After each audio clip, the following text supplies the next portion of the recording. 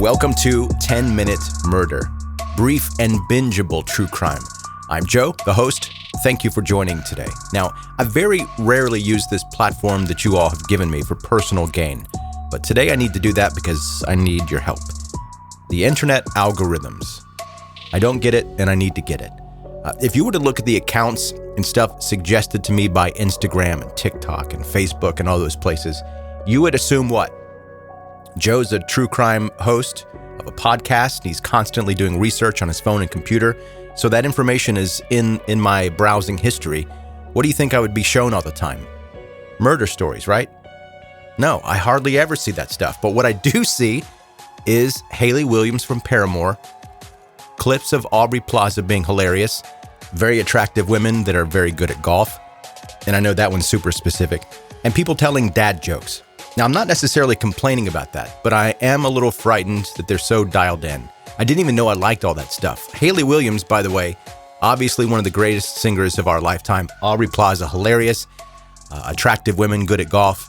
Check and check. And everyone loves dad jokes. But I would like to see more of the things. I didn't search for those things, so I don't know why they're popping up. But I would like to see more stuff, more categories of things. So if you've got the inside scoop of how that works, then let me know. Send me an email or something. Before we get going with your story today, this is your reminder. If you are a brand new listener to 10-Minute Murder, I love that you're here. Make sure you hit subscribe before you go. And also, you can connect with 10-Minute Murder on social media. Go to 10minutemurder.com, or you can go to the links in the show notes of this episode. Now, to today's story.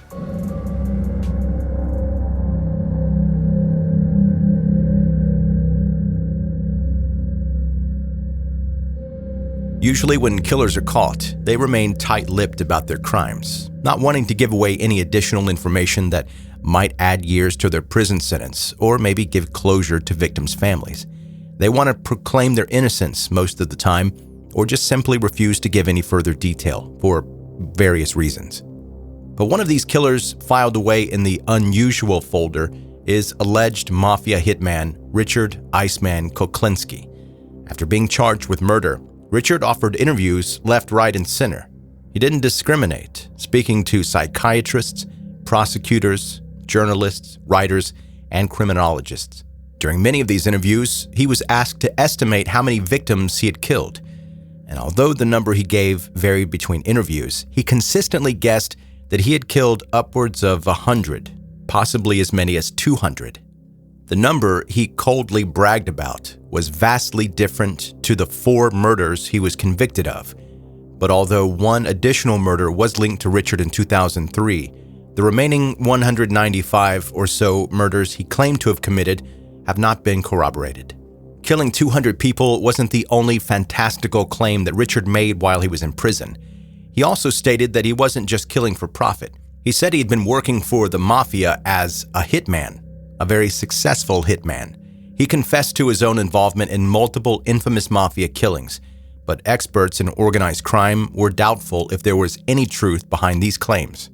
As for Richard's confirmed crimes, they did not begin with murder. When he got a job in a film lab in the 1960s, Richard started making copies of popular Disney films to sell illegally. This led him into the lucrative world of bootleg pornography, which he began distributing for some extra cash, as well as forming a burglary group and selling drugs. These illegal activities were how he met some of the men that he would go on to murder. His first victim, George Miliband, met up with Richard to buy some of his bootleg tapes in January of 1980. He was never seen alive again. George's body was found 1 week later, crammed inside a large metal drum and dumped near a chemical plant. An autopsy discovered that his murderer had sliced the tendons in his legs so that he could fold his body into the barrel. 2 years later, Richard made a deal with a sketchy pharmacist named Paul Hoffman, who wanted to buy some stolen drugs to sell himself for profit. With $25,000 in hand, Paul went to buy the drugs from Richard. Just like George, Paul was never seen again, and his body was never found, although Richard later confessed to stuffing it in a drum like he had done with George. And I know what you're thinking, if you just keep killing your customers, you're not going to have much of a business. So he didn't just kill customers. Richard also murdered several of his accomplices. The police were starting to catch on to Richard's illegal activities, and they were closing in quickly on his burglary ring. When one of his gang members, partners in crime, was taken into custody, Richard ordered the other members to go into hiding after a warrant was issued for their arrest. One of these wanted members was a man named Gary Smith. Richard was convinced that Gary was going to turn himself in and become a police informant, make a deal for himself, and give everyone up. He decided that there was only one option.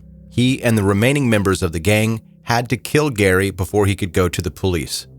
Richard tried to kill Gary by poisoning him with a cyanide-laced hamburger, but the poison didn't work as quickly as he'd planned. To speed up Gary's death, Richard's accomplice, Daniel Deppner, strangled him to death with an electrical cable. The two men hid Gary's body by sliding it under a mattress in a hotel room that they were renting at the time and left it there to decompose while the room was rented out to a series of other guests. Eventually, the smell was discovered, and the motel's manager found the rotting corpse. Despite helping Richard kill Gary, Daniel Deppner became his next target. In early to mid-1983, he killed Daniel as well. His body showed signs of both strangulation and cyanide poisoning and was found in a wooded area in May of 1983. The next body to be found was how Richard would eventually be given a moniker by law enforcement, who began calling him Iceman. Richard murdered Louis Masquet in 1981 by shooting him in the head, but his corpse wasn't discovered until 1983 because Richard had decided to try a tactic to conceal his time of death, storing the corpse in a huge freezer for more than a year. However, his plan did not work because the Iceman made a crucial error. He dumped the body while it was still frozen solid. When Louis's body was found by a random passerby, the medical examiner noticed crystals of ice inside his abdomen and was able to determine that he had been frozen for a very long period of time. Louis was also wearing the clothes that he'd been dressed in when he went missing, so it was clear that he'd been killed shortly after disappearing. It didn't matter that the ruse of freezing the body had failed. The nickname Iceman would stay connected to Richard Kuklinski for the rest of his life. The trail of breadcrumbs linking Richard to each of his victims became clear in 1985, when law enforcement started to close in and connect all the dots. Realizing that Richard had been the last man to see each of the 5 men alive, Special Agent Dominic Polifrone was sent undercover to investigate Richard. Dominic posed as a criminal with mafia connections and quickly became one of Richard's confidants. He obtained recordings of Richard discussing how he froze the body of someone he killed, as well as revealing that he preferred to poison his victims to avoid making a mess. When Richard asked Dominic if he could help him to obtain cyanide for a murder, Dominic agreed, but provided him with a non-poisonous substitute instead. Richard got suspicious, tested the poison on a dog, confirming that he had been sold a fake. However, this wasn't enough for him to escape arrest. He was taken into custody at a roadblock later on that same day. As a hitman, told him I worked for the wise guys downtown New York, and my brother was a good fella downtown, and I went by the name of Dominic Michael Provenzano. You willing to go out on a contract? If the price is right, I'll talk to anybody. Yeah? Sure. And you mean to tell me your way is nice and clean and nothing fucking shows up? Well, it may show, my friend, but it's quiet. It's not messy. It's not noisy. It's not, Yeah, but how the fuck do you put it together, like, you know what I'm saying? Oh, there's always a way. There's a will, there's a way, my friend. We used to sit down, we'd talk. Either we'd go to those tables over there and get away from people, and we discuss how to murder people. I just have a few problems I want to dispose of. I have some rats I want to get rid of. Yeah. The only fucking thing I don't understand, don't you use a fucking piece of iron to get rid of these fucking people? You use this fucking cyanide? Why be messy? You can do it nice and calm. Richard Kuklinski was charged with 5 counts of murder, as well as a collection of charges for robbery and weapons violations. After pleading guilty to several of the murders, he was sentenced to multiple life sentences at Trenton State Prison. This is when his love for taking part in interviews seemed to begin. In his interviews, Richard spun wild tales of his life of crime. He said that he had killed for the first time at the age of 14 and had spent his teen years murdering the homeless to practice killing.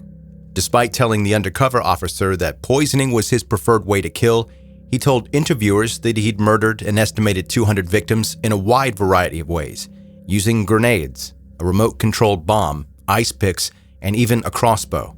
He also revealed in interviews that he'd supposedly worked as a contract killer for the mafia, carrying out a string of high-profile killings for them. Dominic Polifrone, the undercover officer, also doubted Richard's claims, saying, "I don't believe he killed 200 people.